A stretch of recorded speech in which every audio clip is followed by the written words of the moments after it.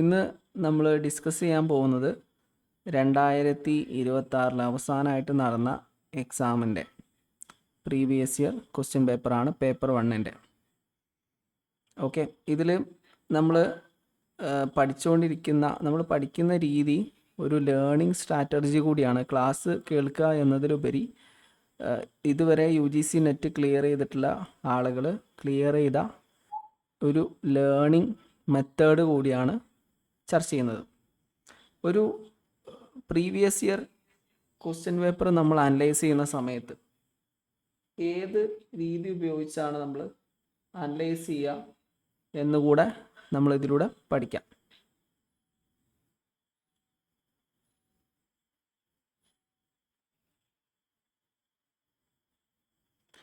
Okay, അപ്പോൾ നമുക്ക് session start ചെയ്യാം.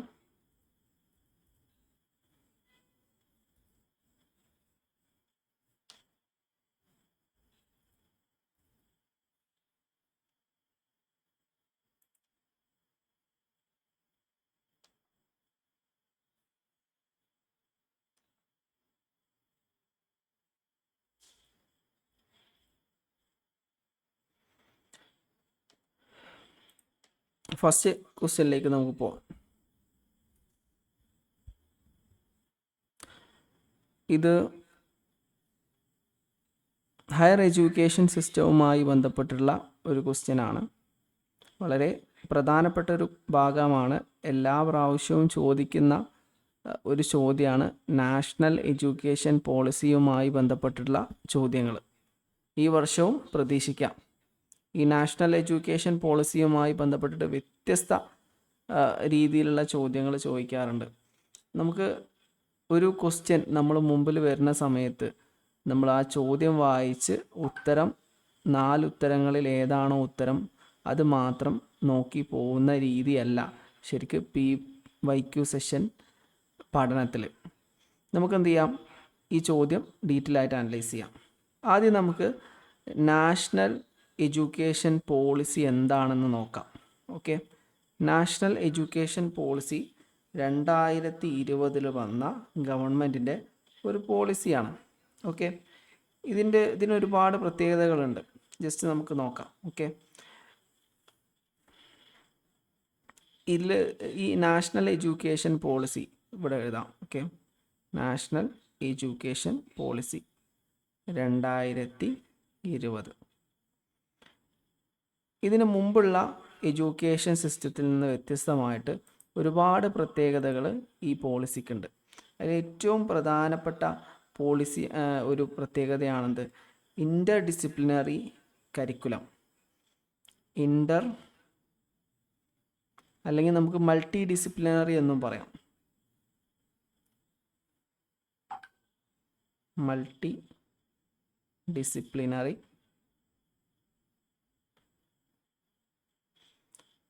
അതുപോലെ തന്നെ ഹോളിസ്റ്റിക് അപ്രോച്ച്.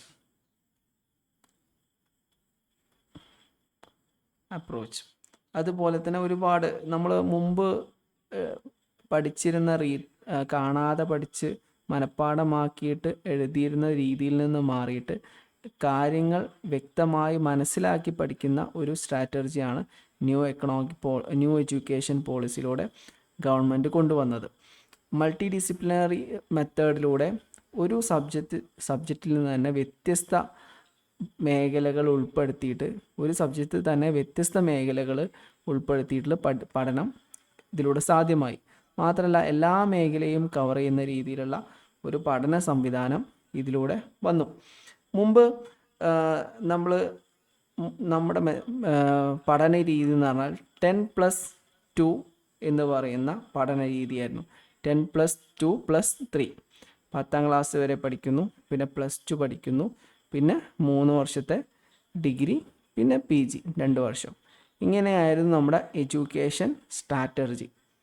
ഈ ന്യൂ എഡ്യൂക്കേഷൻ പോളിസി ഇതിൽ ചേഞ്ച് കൊണ്ടുവരികയും 5+3+4 എന്ന സ്ട്രാറ്റജിയിലേക്ക് മാറുകയും ചെയ്തു. ഈ ന്യൂ എഡ്യൂക്കേഷൻ പോളിസിയുടെ ഏറ്റവും പ്രധാനപ്പെട്ടൊരു മെത്തേഡാണെന്ത്, നമ്മുടെ ട്രഡീഷണൽ ആയിട്ടുള്ള 10+1 മോഡലിൽ നിന്ന് മാറിയിട്ട് 5+3 3+3+4 ഡിസൈനിലേക്ക് മാറിയത്. ഇതിനെക്കുറിച്ച് കുറച്ച് ഡീറ്റെയിൽ ആയിട്ട് നമ്മൾ അനലൈസ് ചെയ്യുകയാണെങ്കിൽ 5 വയസ്സ് വരെ ഫസ്റ്റ് 5 വർഷം ഫൗണ്ടേഷണൽ സ്റ്റേജാണ്. അതായത് ഏകദേശം 3 വയസ്സ് മുതൽ 8 വയസ്സ് വരെയുള്ള കുട്ടികളെയാണ് ഈ സ്റ്റേജിലുണ്ടാവുക. അത് കഴിഞ്ഞതിന് ശേഷം 3 വർഷം പ്രിപ്പറേറ്ററി സ്റ്റേജാണ്. ഏകദേശം 8 വയസ്സ് മുതൽ 11 വയസ്സ് വരെയുള്ള കുട്ടികളുണ്ടാവും. പിന്നെ അത് കഴിഞ്ഞാൽ മിഡിൽ സ്റ്റേജാണ്. 3 വർഷം 11 വയസ്സ് മുതൽ 14 വയസ്സ് വരെയുള്ള കുട്ടികളുണ്ടാവും. പിന്നെ അത് കഴിഞ്ഞ് 4 എന്ന് പറയുന്നത് സെക്കൻഡറി സ്റ്റേജാണ്. അത് ഏകദേശം 14 മുതൽ 18 വയസ്സ് വരെ ഉണ്ടായിരിക്കും. അത് കഴിഞ്ഞിട്ട് പിന്നെ ഡിഗ്രി 4 ഇയർ ഡിഗ്രി ഉണ്ടാവും. അത് കഴിഞ്ഞാൽ PG ഉണ്ടാവും. ഇങ്ങനെയാണ് ഈ സ്ട്രാറ്റജി വരുന്നത്. അപ്പോൾ ഇത് ഒരു വിശദമായി പഠിക്കുകയാണെങ്കിൽ ഒരുപാട് കാര്യങ്ങൾ നമുക്ക് പഠിക്കുകയാണെങ്കിൽ നമുക്ക് പിന്നീട് എന്ത് ചെയ്യാം, ഇതിനെക്കുറിച്ച് വിശദീകരിക്കാം. അപ്പോൾ നമുക്ക് ക്വസ്റ്റ്യനിലേക്ക് പോവാം. In national education policy 2020 which body has been proposed to frame graduate attributes for higher education program.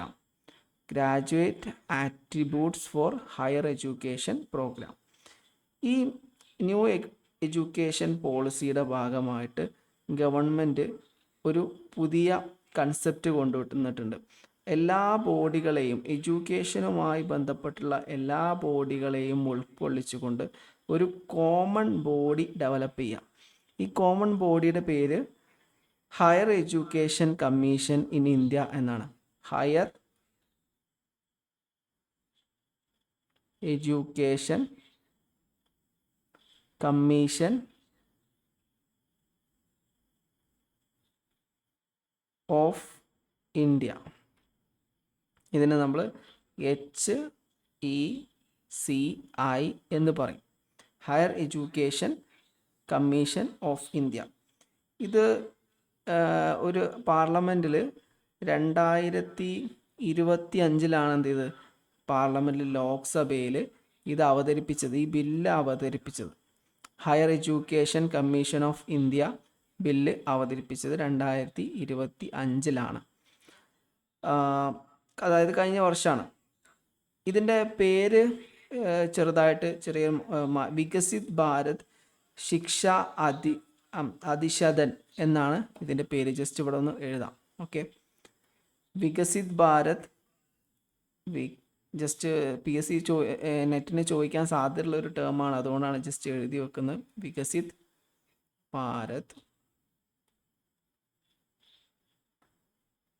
ശിക്ഷ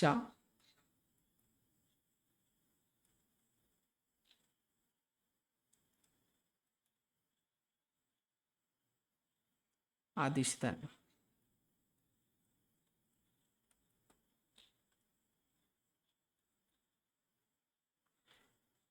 ബിൽ 2025. ഇത് നിലവിൽ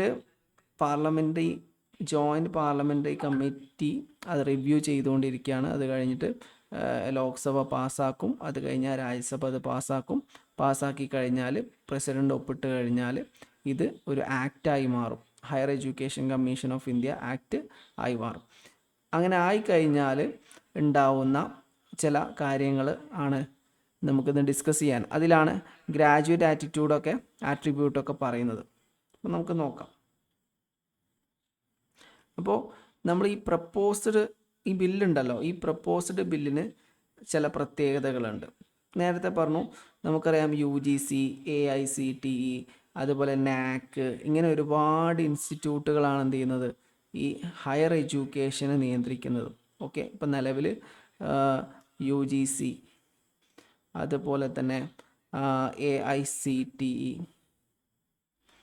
അതുപോലെ തന്നെ NCTE, NAC, ഒരുപാട് ഇൻസ്റ്റിറ്റ്യൂട്ട്സ് ഉണ്ട്. ഇവരെല്ലാം ഓരോന്നും ഓരോ ലക്ഷ്യം ഉണ്ടായിരിക്കും. അങ്ങനെ ഒരുപാട് ഇൻസ്റ്റിറ്റ്യൂട്ട് കൂടിയിട്ടാണ് ഹയർ എഡ്യൂക്കേഷൻ സിസ്റ്റത്തെ നിയന്ത്രിക്കുന്നത്. ഇതിനൊക്കെ പകരമായിട്ട് കോമൺ ആയിട്ടുള്ള ഒറ്റ ഇൻസ്റ്റിറ്റ്യൂട്ട് കൊണ്ടുവരാം. അതായത് higher education commission of India കൊണ്ടുവരിക എന്നതാണ് നമ്മൾ പറഞ്ഞ ഈ ആക്ടിൻ്റെ പ്രധാനപ്പെട്ട ഉദ്ദേശം. നിലവിൽ അത് ബില്ല് പാസ്സായിട്ടില്ല, പക്ഷെ എന്ത് ചെയ്യും, ഇത് പാസ്സാവും. ഈ ഈ ആക്ട്, ഈ ബോഡിയുടെ അണ്ടറിൽ 4 ഇൻസ്റ്റിറ്റ്യൂട്ടുകൾ ഉണ്ടാവും. ഈ ബോഡിയുടെ അണ്ടറിൽ 4 പില്ലേഴ്സ് ഉണ്ട്. പില്ലേഴ്സ് നമുക്ക് പറയാം, അല്ലെങ്കിൽ ഇൻസ്റ്റിറ്റ്യൂട്ടുകൾ എന്ന് പറയാം. ഇതിനെ ടെക്നിക്കലി പറയുന്ന പേര് വെർട്ടിക്കൽസ് എന്നാണ്.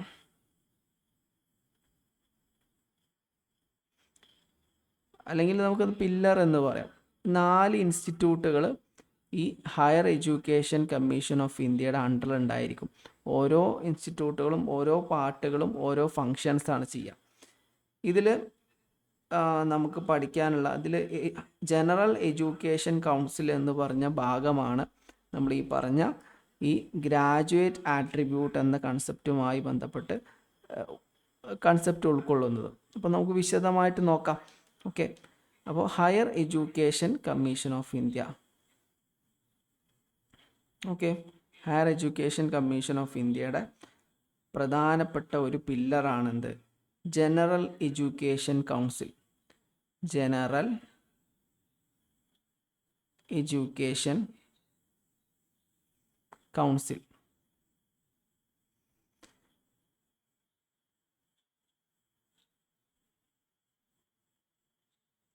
ഓക്കെ ഇത് നമുക്ക് ലാസ്റ്റ് പറയാം. ആദ്യം നമുക്ക് ഓരോന്നോരോന്ന് തുടക്കം മുതൽ പറയാം. നാഷണൽ ഹയർ എഡ്യൂക്കേഷൻ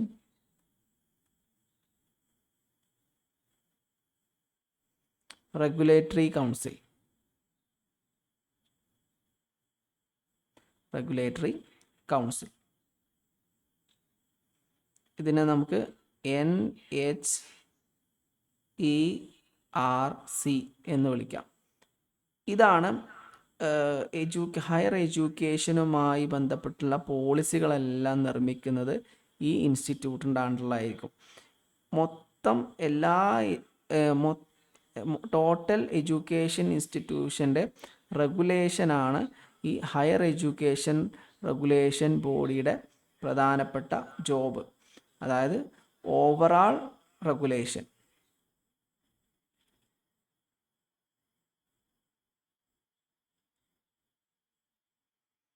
ഓവറാൾ റെഗുലേഷനോട് ഉദ്ദേശിക്കുന്നത് എന്താ വെച്ചാൽ ബേസിക് ആയിട്ടുള്ള റൂള് കൊണ്ടുവരാം, സ്റ്റാൻഡേർഡ് ഡിസിപ്ലിൻസ് കൊണ്ടുവരാം, സ്റ്റുഡൻസിൻ്റെ ഗ്രീവിയൻസ് അഡ്രസ്സ് ചെയ്യുക, ഇങ്ങനെയുള്ള എല്ലാ കാര്യങ്ങളും ഉൾക്കൊള്ളിക്കുന്ന ടോട്ടലായിട്ടുള്ള അതിൻ്റെ എല്ലാ റെഗുലേഷനും ഉൾക്കൊള്ളുന്ന ഭാഗമാണ് ഇതിൽ വരുന്നത്. അപ്പോൾ അതിൽ മെയിനായിട്ട് വരുന്നത് നമ്മൾ പറഞ്ഞു,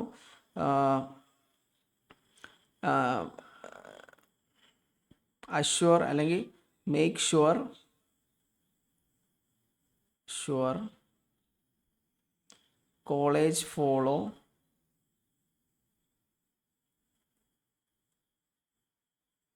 ബേസിക് റൂൾസ്. ഗവൺമെൻറ്റിൻ്റെ റൂൾസ് എല്ലാം കോളേജ് ഫോളോ ചെയ്യുന്നുണ്ടോ എന്ന് നോക്കുക. അതുപോലെ തന്നെ മെയിൻറ്റെയിൻ സ്റ്റാൻഡേർഡ് ഡിസിപ്ലിൻ.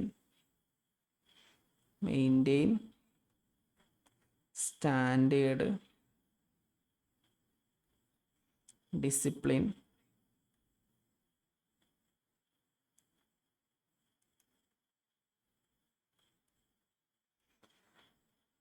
അതുപോലെ തന്നെ ട്രീറ്റ് സ്റ്റുഡൻസ് ഫെയർലി. ഇങ്ങനെ മൊത്തത്തിൽ ഹയർ എഡ്യൂക്കേഷനുമായി ബന്ധപ്പെട്ടുള്ള എല്ലാ റെഗുലേഷനും ഈ ബോഡിയാണ് കൈകാര്യം ചെയ്യുക. അപ്പോൾ ഇത് നമുക്ക് മനസ്സിലാക്കാം. പക്ഷേ ഇതിൻ്റെ ഒരു പ്രത്യേകത, ഇതിൽ മെഡിക്കൽ ആൻഡ് ലീഗൽ എഡ്യൂക്കേഷനുമായി ബന്ധപ്പെട്ടുള്ള കാര്യങ്ങളൊന്നും ഇവരുടെ അണ്ടറിലല്ല വരിക. അത് ശ്രദ്ധിക്കണം. Except medical and legal education. ചിലപ്പോൾ എക്സാമിന് ചോദിച്ചേക്കാം. ഈ ഫീച്ചറിൽ താഴെ ഉൾക്കൊള്ളാത്ത ഫീച്ചർ, ഇതുമായി ബന്ധപ്പെട്ടതല്ലാത്ത ഫീച്ചർ ഏതാണെന്നൊക്കെ ചോദിച്ചിട്ട് ചിലപ്പോൾ നമുക്ക് ഹയർ എഡ്യൂക്കേഷൻ റെഗുലേറ്ററി കൗൺസിലുമായി ബന്ധപ്പെട്ടുള്ള ടോപ്പിക്കിൽ ഇത് വരാൻ സാധ്യതയുണ്ട്. ഇവിടെ നമ്മൾ ശ്രദ്ധിക്കേണ്ടത് ഈ റെഗുലേഷൻ മെഡിക്കൽ ആൻഡ് ലീഗൽ എഡ്യൂക്കേഷനുമായി ബന്ധപ്പെട്ടതല്ല. അതല്ലാത്ത മറ്റെല്ലാ എഡ്യൂക്കേഷൻ ഇൻസ്റ്റിറ്റ്യൂഷനും മാത്രമേ ഇത് ബാധകമാവുള്ളൂ. മെഡിക്കൽ ആൻഡ് ലീഗൽ എഡ്യൂക്കേഷന് വേറെ ബോഡിയാണുള്ളത്. അപ്പോൾ ഇതാണ് ഹയർ എഡ്യൂക്കേഷൻ കൗൺസിൽ ഓഫ് ഇന്ത്യയുടെ പ്രധാനപ്പെട്ട ഒരു പില്ലർ. അടുത്ത പില്ലർ ഏതാണ് നമുക്ക് നോക്കാം. രണ്ടാമത്തെ പില്ലറാണ് national accreditation council. National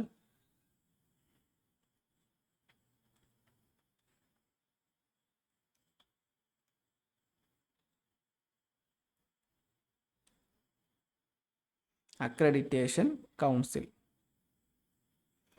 national accreditation council അല്ലെങ്കിൽ NAC. നിലവിൽ നാക്ക് എന്ന പേരിൽ എന്തുണ്ട്, ഒരു അക്രഡിറ്റേഷൻ കൗൺസിൽ നിലവിലുണ്ട്. ഇതിൻ്റെ പദവി ഇല്ലാതാവുകയും നാഷണൽ അക്രഡിറ്റേഷൻ കൗൺസിൽ നിലവിൽ വരികയും ചെയ്യും. ഇവിടെ മെയിൻ പണി എന്താണെന്ന് വെച്ചാൽ ഓരോ കോളേജുകളെയും കൃത്യമായി അനലൈസ് ചെയ്യുക, അവരുടെ പെർഫോമൻസ് അനലൈസ് ചെയ്യുക, സേഫ്റ്റി അനലൈസ് ചെയ്യുക, ടീച്ചിങ് ക്വാളിറ്റി അനലൈസ് ചെയ്യുക, ഇൻഫ്രാസ്ട്രക്ചർ അനലൈസ് ചെയ്യുക. എന്നിട്ട് അതിൻ്റെ ബേസിൽ കോളേജിന് എന്ത് ചെയ്യുക, റേറ്റിംഗ് കൊടുക്കുക, സർട്ടിഫിക്കറ്റ് കൊടുക്കുക, അക്രഡിറ്റേഷൻ കൊടുക്കുക. ഇതാണ് നാഷണൽ അക്രഡിറ്റേഷൻ കൗൺസിലിൻ്റെ പ്രധാനപ്പെട്ട ജോലി. അപ്പോൾ ഇത് ശരിക്ക് ഇതെന്താണ്, it handles accreditation.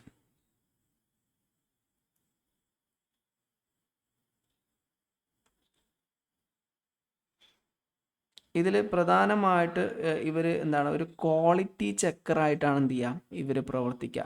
National accreditation council is A quality checker.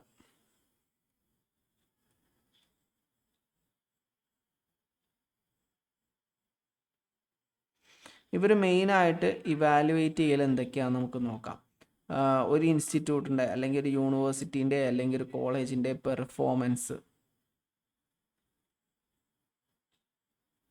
Performance, safety, അതുപോലെ തന്നെ ടീച്ചിങ് ക്വാളിറ്റി,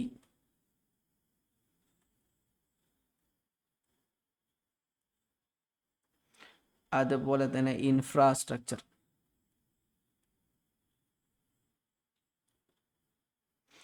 ഇങ്ങനെയെല്ലാം അനലൈസ് ചെയ്തതിന് ശേഷം എന്ത് ചെയ്യാണ്, ഈ അക്രഡിറ്റേഷൻ കൗൺസിൽ എന്ത് ചെയ്യാണ്, ഇതിൻ്റെ ക്വാളിറ്റിയുടെ ബേസിൽ റേറ്റ് ചെയ്യുകയും ആൻഡ് സർട്ടിഫിക്കറ്റ് പ്രൊവൈഡ് ചെയ്യുകയും ചെയ്യുന്നു. Okay, quality rating.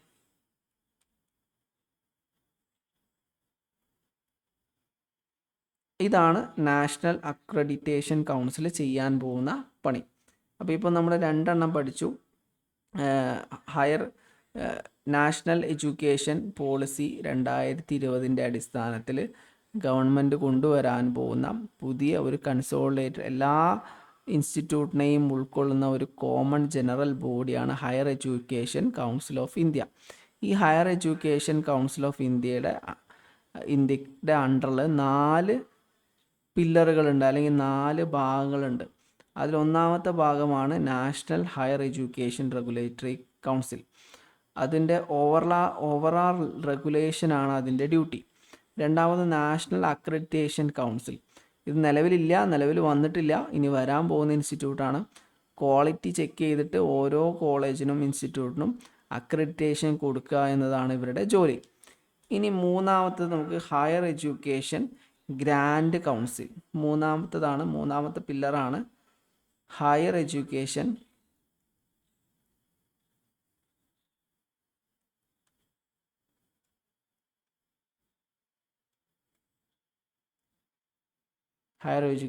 Grants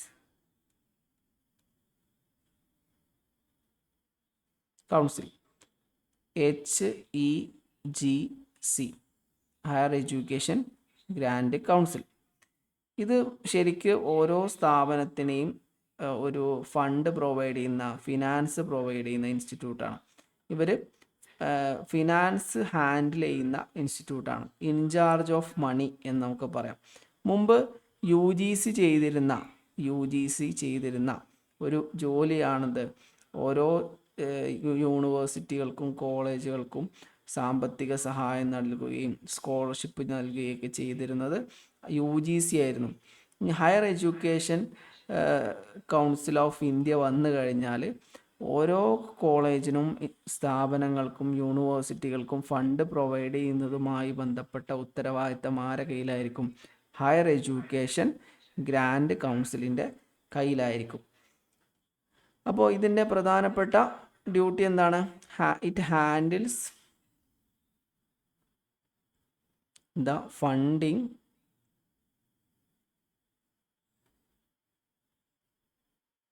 and finance. അപ്പോൾ ഈ ഹയർ എഡ്യൂക്കേഷൻ ഗ്രാൻഡ് കൗൺസിൽ ഫണ്ടിങ്ങും ഫിനാൻസും ഒക്കെയാണ് എന്ത് ചെയ്യുന്നത്? കൈകാര്യം ചെയ്യുന്നത് നമ്മൾ പറഞ്ഞു. പിന്നെ ഇവർ മുൻപ് UGC ആയിരുന്നു മുൻപ് ഈ ഫണ്ടൊക്കെ കൈകാര്യം ചെയ്തിരുന്നത്.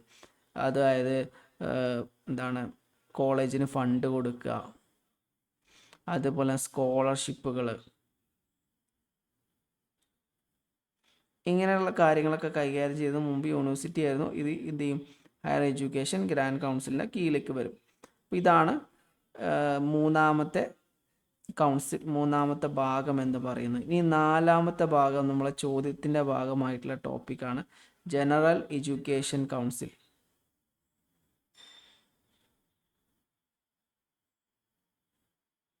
General education council. ഇനി നമുക്ക് ജനറൽ എഡ്യൂക്കേഷൻ കൗൺസിൽ, ഇനി നമുക്ക് ചോദ്യത്തിലേക്കൊന്ന് മടങ്ങാം. ചോദ്യം ഒന്നും കൂടെ വായിക്കാം. In national education policy 2020 which body has been proposed to frame graduate attributes of higher education program? ഈ 4 ഓപ്ഷൻസ് ഇവിടെ കൊടുത്തിട്ടുണ്ട്. UGC university grant commission, university department of curriculum studies, national council for teachers education, പിന്നെ നമ്മൾ പറഞ്ഞ ഇപ്പോൾ നമ്മൾ പഠിക്കാൻ പോകുന്ന നാലാമത്തെ ടോപ്പിക്ക് ജനറൽ എഡ്യൂക്കേഷൻ കൗൺസിൽ. അപ്പോൾ ജനറൽ എഡ്യൂക്കേഷൻ കൗൺസിൽ നമ്മളിപ്പോൾ പറയാൻ പോകുന്ന general education council higher education council of ഇന്ത്യയുടെ ഭാഗമായിട്ട് നിലവിൽ വരാൻ പോകുന്ന, ഹയർ എഡ്യൂക്കേഷൻ കമ്മീഷൻ ഓഫ് ഇന്ത്യയുടെ ഭാഗമായിട്ട് നിലവിൽ വരാൻ പോകുന്ന 4 ബോഡികളിൽ ഒന്നാണെന്ത്?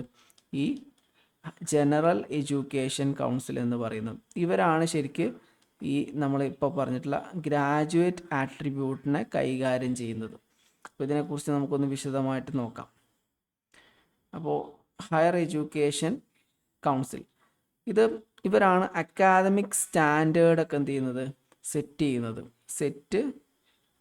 Academic standards.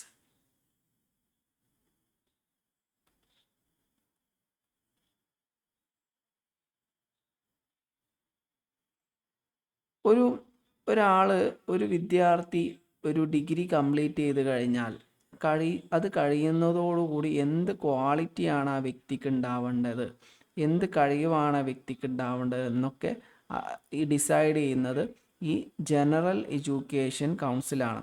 ഇവരാണ് ഓരോ കോഴ്സിൻ്റെയും അക്കാദമിക് സ്റ്റാൻഡേർഡ് എന്ത് ചെയ്യുന്നത്? മെഷർ ചെയ്യുന്നത്, ഇതിന് സെറ്റ് ചെയ്യുന്നത്. ഓക്കെ, ഇതിന് വേണ്ടിയിട്ട് ഒരു ക്വാളിഫിക്കേഷൻ ഫ്രെയിം വർക്കൊക്കെ എന്ത് ചെയ്യുന്നുണ്ട്? ഇവർ ജനറൽ ഉണ്ടാക്കുന്നുണ്ട്. ഇതിനൊരു ബ്ലൂ പ്രിൻ്റ് ഉണ്ട്. ഈ എങ്ങനെ ഒരു ഇൻസ്റ്റിറ്റ്യൂട്ട് എങ്ങനെയായിരിക്കണം എന്നതിനെക്കുറിച്ച് ഇവർക്ക് എന്തുണ്ട്? വ്യക്തമായിട്ടുള്ള ഒരു ബ്ലൂ പ്രിൻ്റ് തന്നെ ഉണ്ട്. അപ്പോൾ അതിനെക്കുറിച്ച് അതിനൊരു പേരൊക്കെ ഉണ്ട്. National higher education qualification frame work. National higher education qualification frame work. National higher education qualification frame work. അപ്പോൾ ഇതിൻ്റെ അടിസ്ഥാനത്തിൽ എന്താണ്? ഒരു വിദ്യാർത്ഥി ഡിഗ്രി കംപ്ലീറ്റ് ചെയ്ത വിദ്യാർത്ഥിയുടെ ക്വാളിറ്റി എന്തായിരിക്കണം എന്ന് മെഷർ ചെയ്യുന്നത്, സ്റ്റാൻഡേർഡ് സെറ്റ് ചെയ്യുന്നത് ഇവരാണ്. ഓക്കെ, അപ്പോൾ അതായത് ഗ്രാജുവേറ്റ് ആട്രിബ്യൂട്ട്, ഇവിടെ ഗ്രാജുവേറ്റ് ആട്രിബ്യൂട്ട് എന്ന് പറഞ്ഞ വാക്ക് ഈ തിയറിയിൽ ഈ ലോയിൽ ഉപയോഗിക്കുന്നുണ്ട്. Graduate attribute, graduate attribute. Graduate attribute എന്ന് പറഞ്ഞാൽ ശരിക്കും ഒരാൾ, നമ്മൾ നേരത്തെ പറഞ്ഞ കാര്യം തന്നെ, ഒരാൾ ഒരു ഡിഗ്രി കംപ്ലീറ്റ് ചെയ്ത് കഴിഞ്ഞാൽ എന്തെല്ലാം സ്കില്ലുകൾ ആ വ്യക്തിക്ക് ഉണ്ടാവണം, അതാണ് ഗ്രാജുവേറ്റ് ആട്രിബ്യൂട്ട് എന്ന് പറയുന്നത്. ആൾക്കുള്ള സ്കില്ലുകൾ, moral values, critical thinking, practical knowledge, ഇങ്ങനെ കുറേ കാര്യങ്ങൾ ഒരു ഡിഗ്രി കംപ്ലീറ്റ് ചെയ്യുന്നതോടുകൂടി ഒരാൾക്ക് കിട്ടണമല്ലോ. അപ്പോൾ എന്തെല്ലാം കാര്യങ്ങൾ ഒരു ഡിഗ്രി കംപ്ലീറ്റ് ചെയ്യുന്നതോടെ ഒരാൾക്ക് കിട്ടുന്നു, അത് ഡിസൈഡ് ചെയ്യുന്ന ബോഡിയാണ് ജനറൽ എഡ്യൂക്കേഷൻ കൗൺസിൽ എന്ന് പറയുന്നത്. അതിനാണ് ഈ ഗ്രാജുവേറ്റ് ആട്രിബ്യൂട്ട് എന്ന് പറയുന്നത്. ഓക്കെ, അപ്പോൾ ഗ്രാജുവേറ്റ് ആട്രിബ്യൂട്ട് എന്ന് പറഞ്ഞാൽ നമുക്ക് ജസ്റ്റ് ഇവിടെ താഴെ എഴുതാം. It is A simple check list of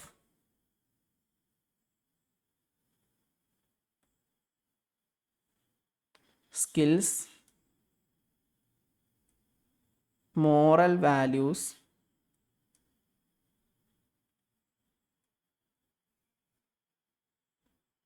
critical thinking,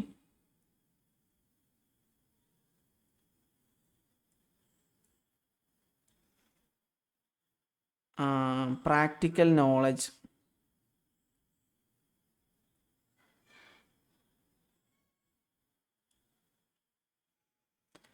അപ്പോൾ ഇത് ഒരു ചെക്ക് ലിസ്റ്റാണ്. അതായത് നമ്മൾ നേരത്തെ പറഞ്ഞു, കുട്ടികൾ ഒരു ഡിഗ്രി കംപ്ലീറ്റ് ചെയ്ത് കഴിഞ്ഞാൽ ആൾക്കുള്ള സ്കില്ലുകൾ എന്തൊക്കെയാണെന്ന് കൃത്യമായിട്ട് ചെക്ക് ചെയ്യുന്ന ചെക്ക് ലിസ്റ്റിനാണ് എന്താ പറയുക, ഗ്രാജുവേറ്റ് ആട്രിബ്യൂട്ട് എന്ന് പറയുന്നത്. അപ്പോൾ ഇനി നമുക്ക് ചോദ്യത്തിലേക്ക് വീണ്ടും മടങ്ങാം. അപ്പോൾ ചോദ്യം നോക്കാം. In national education policy 220 which body has been proposed to frame graduate attribute of higher education program? Higher education പ്രോഗ്രാമുമായി ബന്ധപ്പെട്ടിട്ടുള്ള ഗ്രാജുവേറ്റ് ആട്രിബ്യൂട്ട്, അതായത് നമ്മൾ നേരത്തെ പറഞ്ഞ സ്റ്റാൻഡേർഡ് ഫ്രെയിം ചെയ്യുന്നത് ആരാണ്? അതായത് ഇപ്പോൾ നമ്മൾ തൊട്ടും ഇവിടെ പറഞ്ഞല്ലോ, അതായത് skill, moral values, critical thinking, practical knowledge, എന്തെല്ലാം ഈ ഡിഗ്രി ചെയ്ത് കഴിഞ്ഞാൽ ഒരാൾക്ക് കിട്ടും എന്നത് ഫ്രെയിം ചെയ്യുന്ന ഏജൻസി ആരാണത്, ഏത് ബോഡിയാണത് ഫ്രെയിം ചെയ്യുന്നതെന്നാണ് ചോദ്യം. അപ്പോൾ ചോദ്യത്തിന് ഉത്തരം നമ്മൾ ഡിസ്കസ് ചെയ്തു. ഇപ്പോൾ പറഞ്ഞു ജനറൽ എഡ്യൂക്കേഷൻ കൗൺസിലാണ് ആ ബോഡി. അപ്പോൾ ചോദ്യത്തിൻ്റെ ഉത്തരം വരുന്നത് ജനറൽ എഡ്യൂക്കേഷൻ കൗൺസിലാണ്. Okay, general education council. അപ്പോൾ നമ്മളെ ചോദ്യത്തിൽ ഉത്തരം ഓപ്ഷൻ 4 ആണ്. PYQ സെഷൻ നിങ്ങൾ നോക്കുന്ന സമയത്ത്, പ്രിപ്പയർ ചെയ്യുന്ന സമയത്ത് ഇതുപോലെ ചോദ്യത്തിൽ വരുന്ന എല്ലാ തിയറികളും വിശദമായിട്ട് അനലൈസ് ചെയ്ത് മുന്നോട്ട് പോകണം. എങ്കിൽ മാത്രമേ നിങ്ങൾക്ക് എക്സാം ക്ലിയർ ചെയ്യാൻ പറ്റുള്ളൂ. ഇപ്പം നമ്മൾ ഒരു ഗ്രാജുവേറ്റ് ആട്രിബ്യൂട്ട് മാത്രമേ ചോദ്യത്തിൽ വന്നിട്ടുള്ളൂ. പക്ഷേ നമ്മൾ ക്വസ്റ്റ്യൻ ഡിസ്കസ് ചെയ്ത സമയത്ത് നാഷണൽ എഡ്യൂക്കേഷൻ പോളിസി പറഞ്ഞു, higher education commission of India പറഞ്ഞു, അതിൻ്റെ സവിശേഷതകൾ പറഞ്ഞു, വികസിത് ഭാരത് ശിക്ഷ അത് പറഞ്ഞു, ബില്ലിനെ കുറിച്ച് പറഞ്ഞു. ബില്ല് പാർലമെൻറ്റിൽ പാസ്സാക്കിയിട്ടില്ല, 2025-ലാണത് ഇൻട്രൊഡ്യൂസ് ചെയ്തത് ലോക്സഭയിൽ. അത് ജോയിൻറ്റ് പാർലമെൻ്ററി കമ്മിറ്റിയുടെ കയ്യിലാണ്. എന്തൊക്കെ നമ്മൾ വിശദമായിട്ട് പറഞ്ഞു. പിന്നെ ഈ ഹയർ എഡ്യൂക്കേഷൻ കമ്മീഷൻ ഓഫ് ഇന്ത്യയുടെ അണ്ടറിൽ 4 വെർട്ടിക്കൽസ് ഉണ്ട്. വെർട്ടിക്കൽസ് എന്ന് പറയാം, അല്ലെങ്കിൽ ബ്രാഞ്ചസ് ഉണ്ട്. ആ ബ്രാഞ്ചസ് ഓരോന്ന് പറഞ്ഞു. National higher education regulatory council, മറ്റൊന്ന് പറഞ്ഞത് നാഷണൽ അക്രഡിറ്റേഷൻ കൗൺസിൽ, പിന്നെ മറ്റൊന്ന് പറഞ്ഞത് ഹയർ എഡ്യൂക്കേഷൻ ഗ്രാൻഡ് കൗൺസിൽ പറഞ്ഞു. പിന്നെ അതുപോലെ തന്നെ ജനറൽ എഡ്യൂക്കേഷൻ കൗൺസിൽ പറഞ്ഞു. ഇതൊക്കെ ഈ ഒറ്റ ക്വസ്റ്റ്യനിൽ വരുന്ന വിഷയങ്ങളാണ്. ഇതിൽ നമ്മൾ അതുപോലെ തന്നെ ഗ്രാജുവേറ്റ് ആട്രിബ്യൂട്ട് എന്ന് പറഞ്ഞ കൺസെപ്റ്റും വിശദമായിട്ട് പറഞ്ഞിട്ടുണ്ട്. ഇനി നമുക്ക് ഇതിൽ മറ്റ് ഓപ്ഷൻസ് കൂടെ നോക്കാം. ഓക്കെ, നമ്മൾ ചോദ്യങ്ങൾ തന്നിട്ടുള്ളത്, ഓപ്ഷൻ തന്നിട്ടുള്ളത് തെറ്റുത്തരങ്ങൾ, ശരി ഉത്തരം നമ്മൾ മനസ്സിലാക്കി ഓപ്ഷൻ 4 ആണ്. ഇനി തെറ്റുത്തരം നമുക്ക് നോക്കാം. തെറ്റുത്തരത്തിൽ ഫസ്റ്റ് ഉത്തരം തരുന്നത് ഓപ്ഷൻ 1 യൂണിവേഴ്സിറ്റി ഗ്രാൻഡ് കമ്മീഷനാണ്. University grant commission new national education പോളിസിയുടെ ഭാഗമായിട്ട് ഹയർ എഡ്യൂക്കേഷൻ കമ്മീഷൻ വരുന്നതിന് മുമ്പ് ഈ ജോലികളൊക്കെ ചെയ്തിരുന്നത് ആരായിരുന്നു? അതായത് ഇപ്പോൾ ചെയ്തുകൊണ്ടിരിക്കുന്നത് UGC ആണ്. അതായത് ഫണ്ട് ട്രാൻസ്ഫർ ചെയ്യുക, എഡ്യൂക്കേഷൻ്റെ ക്വാളിറ്റി അഷ്യൂർ ചെയ്യുക, ഇങ്ങനെയുള്ള കാര്യങ്ങളൊക്കെ ചെയ്തിരുന്നത് ഇവരായിരുന്നു. ഓക്കെ, അപ്പോൾ അത് നമുക്ക് UGCനെ കുറിച്ചും അത് നിലവിൽ വന്നതിനെക്കുറിച്ചൊക്കെ അടുത്ത ക്ലാസ്സുകളിൽ അടുത്ത ചോദ്യത്തിൽ നമുക്ക് വിശദമായിട്ട് നോക്കാം. അടുത്തത് university department of curriculum studies. University department of curriculum studies എന്ന് പറഞ്ഞാൽ ഓരോ യൂണിവേഴ്സിറ്റികളിലും ഉണ്ടാവുന്ന ഇൻറ്റേർണൽ സിലബസ് ഉണ്ടാക്കുന്ന ഒരു ബോഡിയാണ്. അത് എന്തുമായി ബന്ധപ്പെട്ടതല്ല, സ്റ്റേറ്റ് നാഷണൽ ലെവൽ ബോഡിയൊന്നുമല്ല. അപ്പോൾ അതുകൊണ്ട് അത് നമുക്ക് എന്ത് ചെയ്യാം, അതും നമുക്ക് സ്കിപ്പ് ചെയ്യാം. അടുത്തത് national council for teachers education.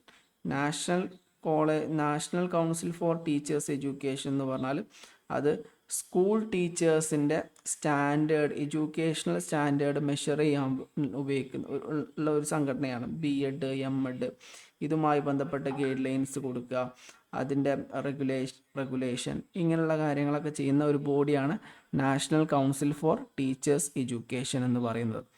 അപ്പോൾ ഈ മൂന്നും നമ്മൾ തെറ്റുത്തരങ്ങളും നമ്മൾ ഡിസ്കസ് ചെയ്തു, ശരി ഉത്തരവും നമുക്ക് ഡിസ്കസ് ചെയ്യാൻ സാധിച്ചു. ഇനി നമുക്ക് അടുത്ത ക്വസ്റ്റ്യനിലേക്ക് പോകാം. പ്രധാനപ്പെട്ടിട്ടുള്ള UGCയുമായി ബന്ധപ്പെട്ടുള്ള ഹയർ എഡ്യൂക്കേഷൻ സിസ്റ്റവുമായി ബന്ധപ്പെട്ടുള്ള ഹയർ എഡ്യൂക്കേഷൻ ഇൻസ്റ്റിറ്റ്യൂഷനുമായി ബന്ധപ്പെട്ടുള്ള പ്രധാനപ്പെട്ട മറ്റൊരു ചോദ്യമാണ് ഈ കൊടുത്തിട്ടുള്ളത്. Which among the following is not എന്നുള്ളത് ശരിക്കും നമ്മൾ ശ്രദ്ധിക്കണം. Not true with regards to UGC guidelines 2022 for pursuing 2 academic program simultaneously. അതായത് ഇത് നമുക്ക് മനസ്സിലാക്കാനുള്ളത് 2022 UGC വളരെ നിർണായകമായിട്ടുള്ള ഒരു ഉത്തരവ് പുറപ്പെടുവിച്ചു. നിങ്ങളെല്ലാവരും കണ്ടിട്ടുണ്ടാവും. ഒരാൾക്ക് ഒരു സമയത്ത് ഒന്നിലധികം പ്രോഗ്രാമുകൾ, ഗ്രാജുവേഷൻ, ഡിഗ്രി, PG കോഴ്സുകൾ ഒന്നിലധികം ഒരു സമയത്ത് എടുക്കാമെന്ന് പറഞ്ഞിട്ട് അതിൻ്റെ ഒരു ഗൈഡ് ലൈന് പുറത്തിറക്കി. അതിൽ താഴെ പറയുന്ന ഗൈഡ് ലൈനിൽ ഏത് ഗൈഡ് ലൈനാണ് തെറ്റ് എന്നതാണ് ചോദ്യം. ഓക്കെ, ഓരോ ഗൈഡ് ലൈനുകളും നമുക്ക് നോക്കാം. അപ്പോൾ ഇതിൽ നമുക്കറിയാം ഇത് ഏപ്രിൽ 2022 ഇത് ഗവൺമെൻറ് ഈ ഉത്തരവ് പുറപ്പെടുവിച്ചത്. ഏപ്രിൽ. ഇതിൻ്റെ ഭാഗമായിട്ട് ഏതൊരു വിദ്യാർത്ഥിക്കും ഒന്നിൽ കൂടുതൽ ഡിഗ്രി ഒരേ സമയത്ത് ചെയ്യാൻ സാധിക്കും. ഇതുമായി ബന്ധപ്പെട്ട 4 ഗൈഡ് ലൈനുകളാണ് ഗവൺമെൻറ് ഇറക്കിയത്. ഓരോ ഗൈഡ് ലൈൻ, ഇതിലൊരു ഗൈഡ് ലൈൻ തെറ്റാണ്, ബാക്കിയുള്ളതൊക്കെ ശരിയാണ്. അപ്പോൾ നമുക്ക് ഫസ്റ്റ് ഗൈഡ് ലൈൻ നോക്കാം. 2 full time academic programs in physical mode are allowed if the class timing for one program do not overlap with the class timing of another program. ഇത് പറയുന്നത് ഇത് ശരിയാണ് കേട്ടോ, ഈ ഉത്തരം ശരിയാണ്. ഒരാൾക്ക് 2 റെഗുലർ കോഴ്സുകൾ ഒരേ സമയത്ത് ചെയ്യാം. പക്ഷേ ഇതിൻ്റെ ക്ലാസ് ടൈം എന്ത് ചെയ്യാൻ പാടില്ല, ഒരേ സമയത്താകാൻ പാടില്ല. രാവിലെ ക്ലാസ് ടൈം ആണെങ്കിൽ മോർണിംഗ് സെഷനും ഈവനിങ് സെഷനും അല്ലെങ്കിൽ സൺഡേ ബാച്ച് എന്നൊക്കെ പറഞ്ഞിട്ട് regular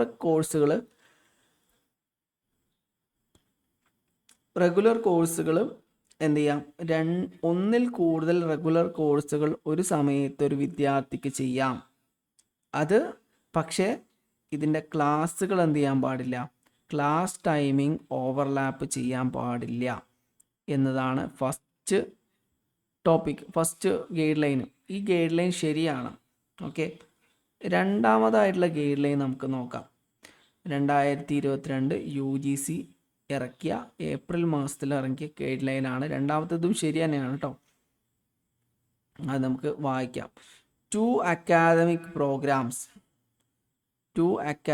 programmes in one full-time physical mode and another open distance learning mode are allowed simultaneously. അതായത് രണ്ട് കോഴ്സുകൾ, ഒന്ന് റെഗുലർ കോഴ്സും ഒന്ന് ഓപ്പൺ എൻഡഡ് ഡിസ്റ്റൻസ് കോഴ്സും ഒരേ സമയത്ത് ചെയ്യാനൊരു വിദ്യാർത്ഥിക്ക് സാധിക്കും.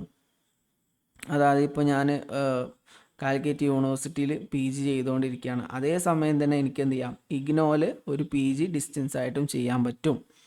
അപ്പോൾ ഇത് രണ്ടാമത്തെ റെഗുലേഷനും ശരിയാണ്. അപ്പോൾ റെഗുലർ കോഴ്സുകളാണെങ്കിലും ഒരാൾക്ക് ഒരു സമയത്ത് 2 കോഴ്സുകൾ ചെയ്യാം. ഡിസ്റ്റൻസും റെഗുലറും ആണെങ്കിലും ഒരാൾക്ക് ഒരു സമയത്ത് 2 കോഴ്സുകൾ ചെയ്യാം. പക്ഷേ റെഗുലർ കോഴ്സുകളാണെങ്കിൽ സമയത്തിൽ എന്തുണ്ടാകാൻ പാടില്ല, കോൺട്രാഡിക്ഷൻസ് ഉണ്ടാകാൻ പാടില്ല. ഇനി നമുക്ക് മൂന്നാമത്തെ ഓപ്ഷൻ നോക്കാം. മൂന്നാമത്തെ ഓപ്ഷനും ശരി തന്നെയാണ്. Institution recognition is mandatory. Degree or diploma programs under ODL, online distance learning mode എന്നാണ് ODL എന്നോട് ഉദ്ദേശിക്കുന്നത്. Online distance learning or online mode shall be pursued with only such higher education institutions as recognized by UGC or statutory council or government of India running such program. അതായത് ഇപ്പോൾ നമ്മളൊരു 2 കോഴ്സുകൾ ഒരേ സമയത്ത് ചെയ്യാണ്. ഈ 2 കോഴ്സുകൾ ഒരു സമയത്ത് ചെയ്യുന്ന സമയത്ത് 2 കോഴ്സും UGC അംഗീകൃതമായ കോഴ്സ് ആയിരിക്കണം. അല്ലെങ്കിൽ ഏതെങ്കിലും സ്റ്റാറ്റ്യൂട്ടറി കൗൺസിൽ അംഗീകൃതമായതോ ഗവൺമെൻറ് അംഗീകൃതമായതോ ആയ കോഴ്സ് ആയിരിക്കണം. ഇതും ശരിയാണ്. അപ്പോൾ നമ്മൾ 2 PG ഒരു സമയത്ത് ചെയ്യുന്ന സമയത്ത് നമ്മൾ അന്വേഷിക്കണം, ഈ കോഴ്സുകൾ, ഞാൻ ഈ ചെയ്തുകൊണ്ടിരിക്കുന്ന കോഴ്സുകൾ UGC അംഗീകൃതമാണോ, അല്ലെങ്കിൽ ഏതെങ്കിലും സ്റ്റാറ്റ്യൂട്ടറി കൗൺസിൽ അംഗീകൃതമാണോ, ഗവൺമെൻറ് ഓഫ് ഇന്ത്യയുടെ അംഗീകാരമുണ്ടോ എന്ന് നോക്കേണ്ടതാണ്. അപ്പോൾ ഈ മൂന്നാമത്തെ ഗൈഡ് ലൈനും ശരിയാണ്. ഇനി നാലാമത്തെ ഗൈഡ് ലൈൻ നമുക്ക് നോക്കാം. A student can pursue 1 full time academic program along with PhD in physical mode. അതായത് ഇവിടെ പറയുന്നത് ഒരു വിദ്യാർത്ഥിക്ക് PhDയോടൊപ്പം തന്നെ, അതായത് ഫിലോസഫി, ഡോക്ടറേറ്റ് ഓഫ് ഫിലോസഫിയോടൊപ്പം തന്നെ ഡിഗ്രി PG കോഴ്സുകളും ചെയ്യാൻ സാധിക്കുമെന്നാണ് ഇവിടെ പറയുന്നത്. ശരിക്കും അത് തെറ്റാണ്.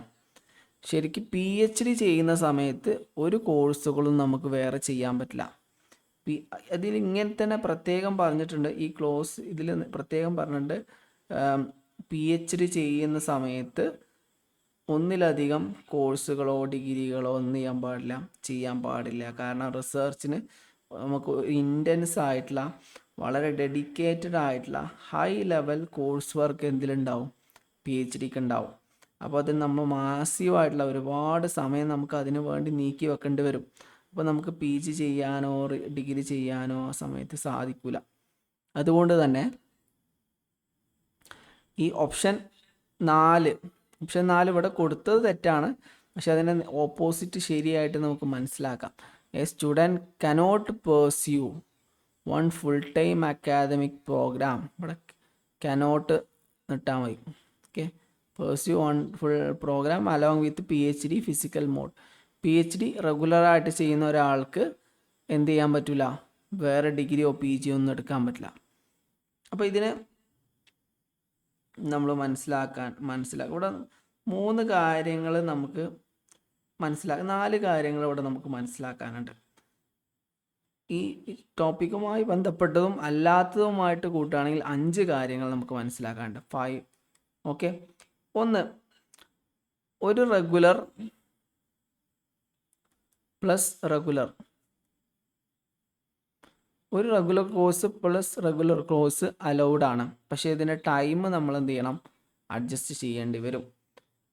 ഒരു റെഗുലർ കോഴ്സും, റെഗുലർ കോഴ്സ് പറഞ്ഞാൽ ഡിഗ്രിയോ PGയോ, ഒരു ഡിസ്റ്റൻസും സാധ്യമാണ്. നിങ്ങളൊരു റെഗുലർ കോഴ്സും അതോടൊപ്പം ഒരു ഡിസ്റ്റൻസും എന്ത് ചെയ്യാൻ പറ്റും. ഇനി അടുത്തത് ഡിസ്റ്റൻസ്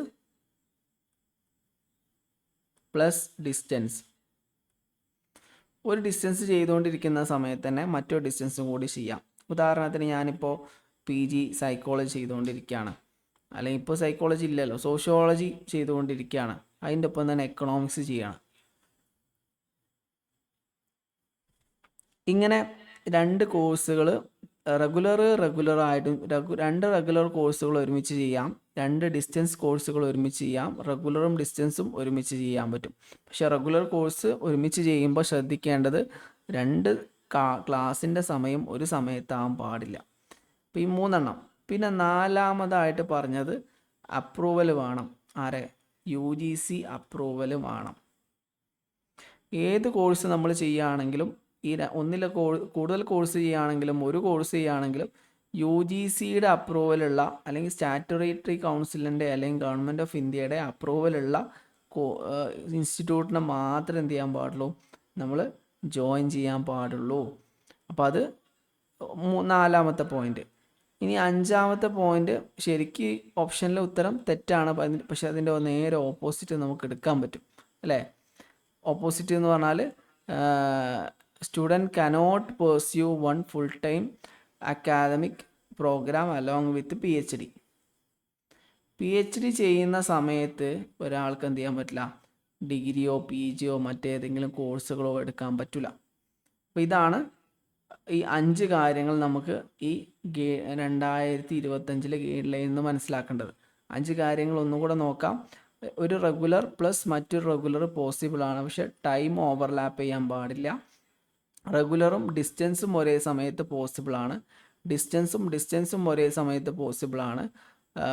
ഏത് കോഴ്സുകൾ ചെയ്യുകയാണെങ്കിൽ UGCയുടെ അപ്രൂവൽ വേണം.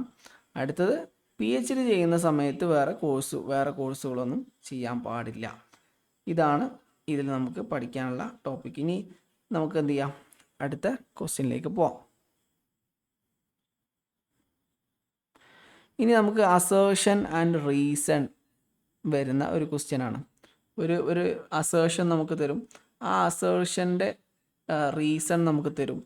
അപ്പോൾ അസേർഷൻ റീസൺ കാണുന്ന സമയത്ത് ശരിക്ക് ഇതെന്താണ്, നമ്മളൊരു അസേർഷൻ്റെ കാരണമായിരിക്കും റീസൺ വരിക.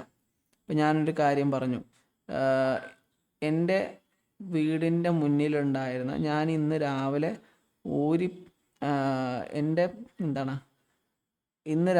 ഞാൻ എൻ്റെ വീടിൻ്റെ മുന്നിൽ ഊരി വെച്ച ചെരുപ്പുകൾ രാവിലെ കാണാതായി. റീസൺ കാരണം നായ കടിച്ചു കൊണ്ടുപോയതാണ്. അപ്പോൾ ഈ അസേർഷൻ്റെ കാരണം വ്യക്തമായിട്ട് റീസണിൽ പറയുന്നുണ്ട്. അപ്പോൾ ബിക്കോസ് എന്ന് പറഞ്ഞിട്ട് ഒരു അസേർഷൻ പറഞ്ഞ് ബിക്കോസ് എന്ന് പറഞ്ഞ് റീസൺ പറയാൻ കഴിയുന്നുണ്ടെങ്കിൽ അസേർഷനും റീസണും ശരിയാണെന്ന് മനസ്സിലാക്കാം നമുക്ക് ചോദ്യത്തിൽ. അപ്പോൾ ചോദ്യത്തിലേക്ക് നമുക്ക് നോക്കാം. Education builds character and enable learners to be ethical, rational, compassionate and caring. അത് നമ്മൾ എഡ്യൂക്കേഷനെ നമുക്ക് നമ്മളെ ക്യാരക്ടർ ബിൽഡ് ചെയ്യാൻ സഹായിക്കുന്നുണ്ട്. അത് ethical, rational, compassionate and caring learn ചെയ്യാൻ സാധിക്കുന്നുണ്ട്. അത് ശരിയാണല്ലേ ശരിക്ക്? അപ്പോൾ അസേർഷൻ ശരിയാണ്. ഇനി റീസൺ നമുക്ക് നോക്കാം. അവർ current education policy proposes curriculum and pedagogy of higher education institution to develop among the students of a deep sense of respect towards fundamental duties and values. ഇത് ശരിക്കും രണ്ടാമത്തതും ശരിയാണ്. പക്ഷേ നമുക്ക് ഇത് ശരിക്കും അനലൈസ് ചെയ്യുന്ന സമയത്ത് അസേർഷൻ്റെ ആൻസർ അല്ല, അസേർഷൻ്റെ റീസൺ അല്ല എന്ത് ഈ രണ്ടാമത്തെ ഓപ്ഷനായിട്ട് വരുന്നത് മനസ്സിലാക്കാം. അപ്പോൾ ഒരു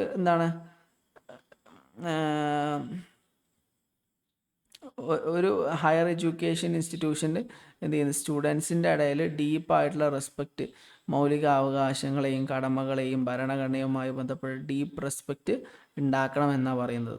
ശരിക്കും അത് ഈ അസേർഷനുമായി കണക്റ്റ് അല്ലാത്തതുകൊണ്ട് നമുക്ക് എന്ത് പറയാം, ബോത്ത് ട്രൂ ആണ്. പക്ഷേ ബോത്ത് ട്രൂ ആണ് ബട്ട് നോട്ട് കറക്റ്റ് എക്സ്പ്ലനേഷൻ. അതായത് അസേർഷൻ്റെ റീസൺ ആയിട്ടല്ല എന്ത് പറയുന്നത് ഇതിൽ ബി പറയുന്നത് എന്നതുകൊണ്ട് നമുക്ക് എന്ത് ചെയ്യാം, ഓപ്ഷൻ 2 നമുക്കിതിൽ സെലക്ട് ചെയ്യാം. ഇനി നമുക്ക് അടുത്ത ക്വസ്റ്റ്യനിലേക്ക് പോവാം. അടുത്ത ക്വസ്റ്റ്യൻ ഒരു യൂണിവേഴ്സിറ്റി ക്രോണോളജിക്കൽ ഓർഡറാണ്. ഓരോ സ്ഥാപനങ്ങൾ എസ്റ്റാബ്ലിഷ് ചെയ്തതുമായി ബന്ധപ്പെട്ട ക്രോണോളജിക്കൽ ഓർഡറാണ് നമുക്ക് നോക്കാനുള്ളത്. ഇത് വളരെ സിമ്പിളാണ് ഈ ക്വസ്റ്റ്യൻ. ഓരോ യൂണിവേഴ്സിറ്റി ഗ്രാൻഡ് കമ്മീഷൻ ഒക്കെ ഓരോ ഇൻസ്റ്റിറ്റ്യൂട്ടുകളാണ്. Central advisory board of education, national educational technology form, Indira Gandhi national open university, national medical commission, ഇതൊക്കെയാണ് ഇതിൽ വരുന്നത്. നമുക്ക് ഓരോന്ന് എന്ത് ചെയ്യാം, നമുക്ക് നോക്കാം.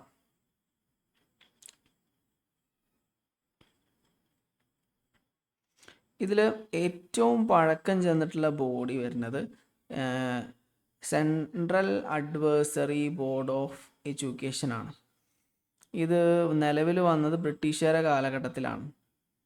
1920 ഇത് നിലവിൽ വന്നിട്ടുള്ളത്.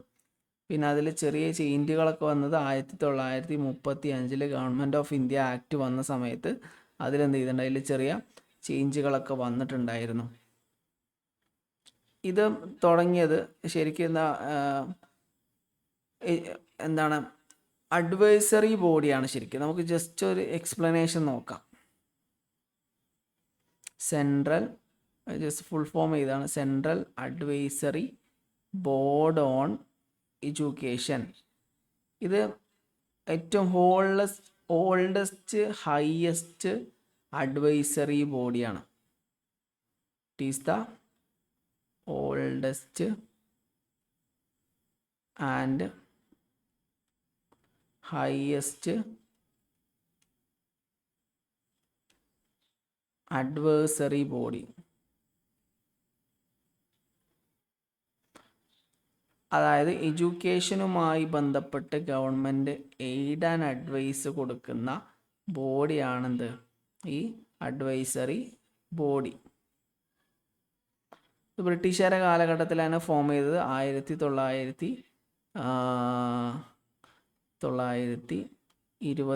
ആണ് ഇത് ഫോം ചെയ്തത്. പിന്നെ അത് ഒന്നുകൂടെ ഡെവലപ്പ് ചെയ്തിട്ട് 1935 ഗവൺമെൻറ് ഓഫ് ഇന്ത്യ ആക്ടിൻ്റെ ക്ലോസ് ഒക്കെ വരുന്ന സമയത്ത്, ആ നിയമം വരുന്ന സമയത്ത് അതിൻ്റെ ചെറിയ ചെറിയ ചേഞ്ചുകളൊക്കെ എന്ത് ചെയ്തിട്ടുണ്ട്, വരുത്തിയിട്ടുണ്ട്. ഇനി അടുത്തത് രണ്ടാമതായിട്ട് വരുന്നത് UGC ആണ്. UGC ശരിക്കും ഇത് ഫോം ചെയ്യുന്നത് 1953 പിന്നെ അതിൽ ചെറിയ ചേഞ്ചൊക്കെ വരുത്തിയിട്ട് 1956 എന്ത് ചെയ്തത്, നിലവിൽ വന്നത്. നമുക്ക് ജസ്റ്റ് നമ്മൾ എല്ലാം കൂടെ പഠിക്കേണ്ട, നിങ്ങൾ 1956 പഠിച്ചാൽ മതി. ഓക്കെ, 1956 ഇത് നിലവിൽ വന്നത്. എന്താണ് UGCയുടെ പണി? UGC ജസ്റ്റ് എഴുതാം. UGC എന്താണ്? മെയിനായിട്ട് ഒരുപാട് ഡ്യൂട്ടികൾ ചെയ്യുന്ന ഒരു സ്ഥാപനമാണ്. അതായത് സ്റ്റാൻഡേർഡ് മെയിൻറ്റെയിൻ ചെയ്യുക, റെക്കഗ്നിഷൻ കൊടുക്കുക, ഫിനാൻസ്, ഗ്രാൻഡ്, സ്കോളർഷിപ്പ് ഇതൊക്കെ കൊടുക്കുക. ഓക്കെ, ഇത് നമ്മൾ നേരത്തെ പറഞ്ഞല്ലോ, ഇത് ഫോർമലി ഏറ്റവും തുടക്കത്തിൽ 1593 എന്ത് ചെയ്തത്, ഇത് ഇനാഗ്രേറ്റ് ചെയ്തത്. ഇത് Maulana Abdul Kalam Azad, first minister of education, അദ്ദേഹമാണെന്ത് ഇത് ഇതെന്ത് ചെയ്തത്, ഇത് ഇനാഗ്രേറ്റ് ചെയ്തത്. പിന്നെ അതിനുശേഷം പാർലമെൻറ്റിൽ ഒരു ആക്ട് പാസ്സാക്കുകയും 1956 അത് നിലവിൽ കൊണ്ടുവരികയും ചെയ്തിട്ടുണ്ട്. അപ്പോൾ ഇനാഗ്രേറ്റ് ചെയ്തത് 1953 ആയതുകൊണ്ട് നമുക്ക് 53 എന്നും പറയാം. ഇത് നിയമപരമായിട്ട് നിലവിൽ വന്നത് 1956 ആയതുകൊണ്ട് 56 എന്നും പറയാം. അപ്പോൾ ശരിക്ക് എല്ലാ പുസ്തകത്തിലും 56 പറയാറ്. ഇവിടെ നമ്മൾ 53 ജസ്റ്റ് അതിൻ്റെ കാരണം വിശദീകരിക്കാൻ വേണ്ടി പറഞ്ഞതാണ്. മൗലാന അബ്ദുൽ കലാം ആസാദ് അദ്ദേഹം ഇനാഗ്രേറ്റ് ചെയ്തതാണ് ഈ സമയത്ത്. അപ്പോൾ അത് ഓക്കെ. ഇനി നമുക്ക് അടുത്തത് നോക്കാം. അടുത്തത് Indira Gandhi national open university IGNOU ആണ്. 1985 ഇത് നിലവിൽ വന്നത്. Indira Gandhi national open university. Indira Gandhi national open university IGNOU എന്നും പറയും അല്ലേ. 1985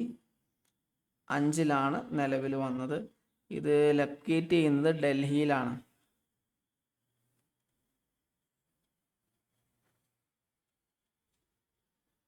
ന്യൂഡൽഹിയിലാണ് ഇത് ലൊക്കേറ്റ് ചെയ്യുന്നത്. ഓൺലൈൻ ഡിസ്റ്റൻസ് മോഡിലൂടെ ODL ഓൺലൈൻ ഡിസ്റ്റൻസ് മോഡിലൂടെ വിദ്യാർത്ഥികൾക്ക് എഡ്യൂക്കേഷൻ എത്തിക്കുക എന്നതാണ് ഇവരുടെ മെയിനായിട്ടുള്ള ലക്ഷ്യം. ഇത് government of India act, parliament എന്ത് ചെയ്യണം, ഒരു ആക്ട് പാസ്സാക്കിയിട്ടാണ് നിലവിൽ വന്നത്. പാർലമെൻറ്റ് 1985 ഒരു ആക്ട് പാസ്സാക്കിക്കൊണ്ടാണ് ഇത് എന്ത് ചെയ്തത്, നിലവിൽ വന്നത്. ഇന്ത്യയിലുള്ള ഏത് യൂണിവേഴ്സിറ്റിയിലും ഏത് സ്ഥലത്തും ഇക്വലൻസി ഇല്ലാതെ നമുക്ക് ഇഗ്നോൻ്റെ കോഴ്സുകൾ ചെയ്ത ആൾക്കാർക്ക് ഇക്വലൻസിൻ്റെ ആവശ്യമില്ല. മറ്റേത് കോഴ്സ് നമ്മൾ എടുത്തു കഴിഞ്ഞാലും വേറെ യൂണിവേഴ്സിറ്റീൻ്റെ പരിധിയിൽ വരുമ്പോൾ അതിന് ഇക്വലൻസി സർട്ടിഫിക്കറ്റ് നിർബന്ധമാണ്. ഫോർ എക്സാമ്പിൾ, നമ്മൾ ഇപ്പോൾ തമിഴ്നാട്ടിലെ ഏതെങ്കിലും യൂണിവേഴ്സിറ്റിയിൽ നമ്മൾ ഡിഗ്രി ചെയ്തു, പിന്നെ നമ്മൾ PG ചെയ്യാൻ വേണ്ടിയിട്ട് കാലിക്കറ്റ് യൂണിവേഴ്സിറ്റിയിലേക്ക് വരികയാണെങ്കിൽ അപ്പോൾ കാലിക്കറ്റ് യൂണിവേഴ്സിറ്റിയിൽ അതിൻ്റെ ഇക്വലൻസി സർട്ടിഫിക്കറ്റ് ഹാജരാക്കേണ്ടി വരും. എന്നാൽ ഇഗ്നോ ആണ് നിങ്ങൾ ഡിഗ്രി എങ്കിൽ നിങ്ങൾക്ക് ഒരിക്കലും എന്ത് ചെയ്യണ്ട, ഇക്വലൻസി സർട്ടിഫിക്കറ്റ് ഹാജരാക്കേണ്ട ആവശ്യം ഇല്ല. അപ്പോൾ അത് പറഞ്ഞു, ഇഗ്നോ നമ്മൾ പറഞ്ഞു. ഇനി അടുത്തതായിട്ട് നമുക്ക് പഠിക്കാനുള്ളത് national medical commission. National medical commission 2020 എന്ത് ചെയ്തത്, ഫോം ചെയ്തത്. ഓക്കെ, ഇത് മെയിനായിട്ടും എന്താണ്, മെഡിക്കൽ എഡ്യൂക്കേഷനുമായി ബന്ധപ്പെട്ടുള്ള കാര്യങ്ങളൊക്കെ റെഗുലേറ്റ് ചെയ്യുന്ന ഇൻസ്റ്റിറ്റ്യൂട്ടാണ്. അപ്പോൾ നാഷണൽ മെഡിക്കൽ കമ്മീഷൻ, ഇതിൻ്റെ ജോലി എന്താണ്, oversee medical education. Medical educations പൂർണ്ണമായിട്ട് നിയന്ത്രിക്കുക, അത് ഓവർസീ ചെയ്യുക എന്നൊക്കെയാണ് ഇവരുടെ പണി. ഓക്കെ, ഇതിന് മുമ്പ് national medical council of India ആണ് ഉണ്ടായിരുന്നത്. അതിനെ മാറ്റിയിട്ടാണ് എന്ത് ചെയ്തത്, ഈ സ്ഥാപനം വന്നത്. ഇനി നമുക്ക് അടുത്തത് നോക്കാം. അടുത്തത് national education technology form. National education technology ഫോമും എന്താണ്, ശരിക്ക് 2020 ശേഷം തന്നെയാണ് വന്നത്. ഓക്കെ, 2020 ഇത് ശരിക്കും എന്താണ്, ഒരു എന്താണ്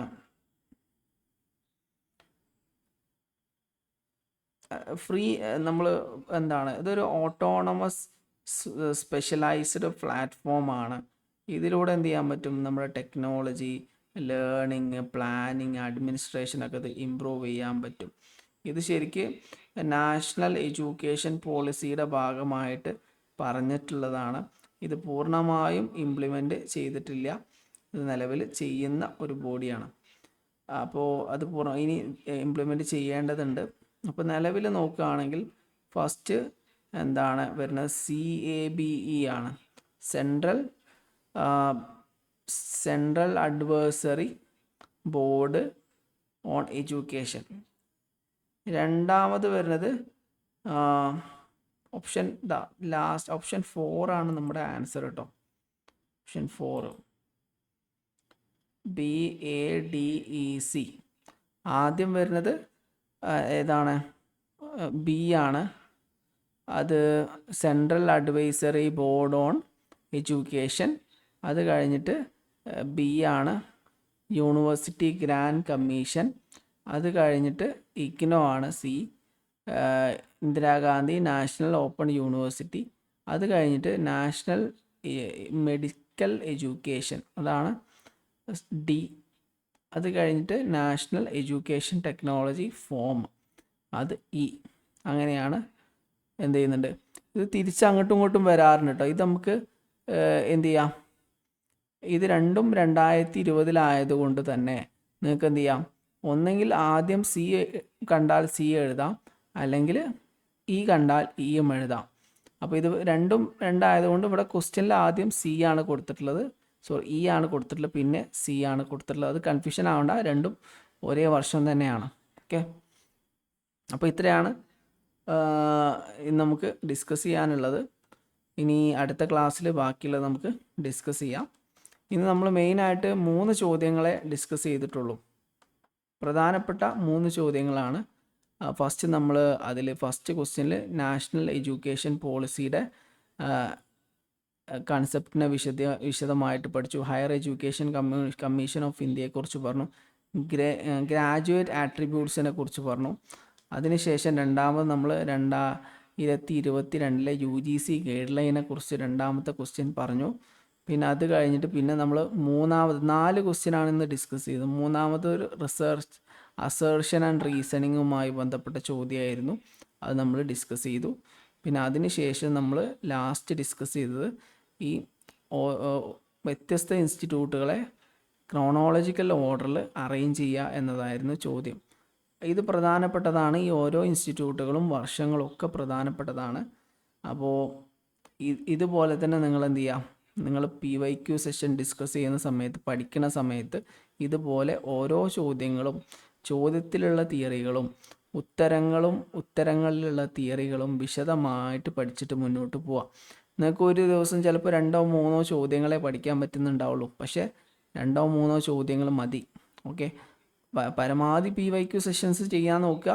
പക്ഷേ ഇൻഡെപ്ത് ഡീറ്റെയിൽ ആയിട്ട് നിങ്ങൾ റെഫർ ചെയ്താൽ മാത്രമേ നിങ്ങൾക്ക് നെറ്റ് വളരെ എളുപ്പത്തിൽ ക്ലിയർ ചെയ്യാൻ പറ്റുള്ളൂ. ടെക്സ്റ്റുകൾ കുറേ വെറുതെ വായിച്ചിട്ടോ previous year question paper just ഇങ്ങനെ ടിക്ക് ചെയ്ത് പോയിട്ടോ നമുക്ക് എന്ത് ചെയ്യാൻ പറ്റില്ല, നമുക്ക് നെറ്റ് ക്ലിയർ ചെയ്യാൻ പറ്റില്ല. ക്ലിയർ ചെയ്യണമെങ്കിൽ ഇതേപോലെ ഇൻഡെപ്ത് ആയിട്ട് തന്നെ പഠിക്കേണ്ടതുണ്ട്. അപ്പോൾ ഇത്രയാണ് ഇന്നത്തെ സെഷൻ. നിങ്ങൾക്ക് എന്തെങ്കിലും സംശയങ്ങൾ ചോദിക്കാനുണ്ടെങ്കിൽ ചോദിക്കാം. നമ്മളിപ്പോൾ കഴിഞ്ഞ ക്ലാസ്സിൻ്റെ റെക്കോർഡ് ഞാൻ അപ്ലോഡ് ചെയ്തിട്ട് ഗ്രൂപ്പിൽ ഷെയർ ചെയ്യുന്നതായിരിക്കും. പങ്കെടുത്ത ആർക്കെങ്കിലും സംശയങ്ങളുണ്ടെങ്കിൽ ചോദിക്കും. ഓക്കെ, അപ്പോൾ ഇന്നത്തെ സെഷൻ വൈൻഡപ്പ് ചെയ്യാണ്. ഇനി അടുത്ത ക്ലാസ്സുകൾ മുൻകൂട്ടി അറിയിക്കുന്നതായിരിക്കും. പങ്കെടുത്ത എല്ലാവർക്കും നന്ദി.